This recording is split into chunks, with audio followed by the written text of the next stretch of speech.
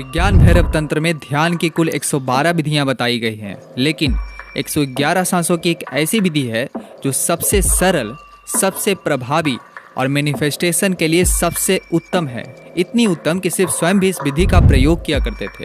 111 सांसों के इस विधि का वर्णन करते हुए सिर्फ कहते हैं, स्वसा स्वसा योगेर गति विरोधेषु अंतर भैरवी स्थिति, यानी श्वास और प्रश्वास की गति के रुकने के बीच में भैरवी की स्थिति का अनुभव होता है।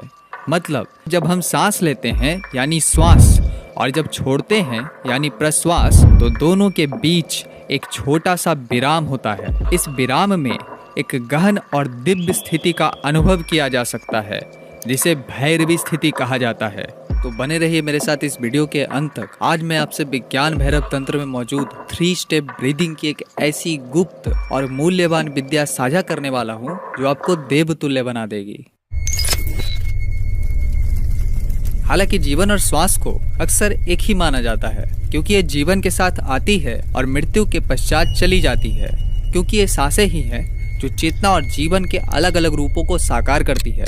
चाहे वो पशु हो, मानव हो या देवता, जब सांसों में बदलाव आता है तो उसके अनुसार व्यक्ति का जीवन और चेतना भी बदल जाता है। जहाँ एक निम्न स्तर की सांस मानव को पशु बनाने में सक्षम है, वहीं एक उच्च स्तर की सांस पुरुष में दिव्यता भी जगा सकती है।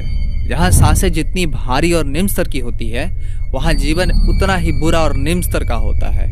वहीं जब सांसें हल्की और उच्च स्तर की होती है तो उसका जीवन भी उच्च स्तर का होता है। मानव इन दोनों के मध्य में आता है। यदि वो अपने सांसों को गिरा ले तो उसका जीवन नर्क हो जाता है। वह अगले जन्म में निम्न गति को प्राप्त होता है। वहीं अगर उठा ले तो फलस्वरूप उसकी चेतना देवतुल्य बन जाती है। और यही वह बिंदु है जहाँ मैनिफेस्टेशन यानी भौतिक जगत में अपने विचारों को साकार करना संभव है। तो अब सवाल उठता है कि ऐसा कौन सा तरीका है, ऐसी कौन सी विधि है जिससे हम भी उच्च गति को प्राप्त हो सकते हैं। तो भैरवी विज्ञान तंत्र में शिव 111 सांसों की एक ऐसी विधि बताते हैं जिसका प्रयोग वो स्वयं भी किया करते थे, जिसे सोहम विद्या कहा जाता है। यह सोहम विद्या सांसों की एक ऐसी विशेष लय, सांसों की एक ऐसी तरंग पर केंद्रित है जिसका अभ्यास यदि दिन में सिर्फ 111 बार भी किया जाए तो सिर्फ कुछ ही दिनों में यह मानव की चेतना को भयंकर रूप से बदल देती है। जाहिर सी बात है कि इस बढ़ी हुई चेतना से कोई कुछ भी प्राप्त कर सकता है। सोहम विद्या का प्राचीन इतिहास आज से लगभग 3.5 से 4 हजार साल पुराना है, जिसका प्रमाण हिंदू पौराणिक ग्रंथों जैसे वेदों और उपनिषदों में उल्लेखित है। जैसे अद्वैत वेदांत कहता है, अहम ब्रह्मास्मि, यानी व्यक्ति की आत्मा और सर्वव्यापी चेतना एक ही है। इसे जानने की सबसे सरल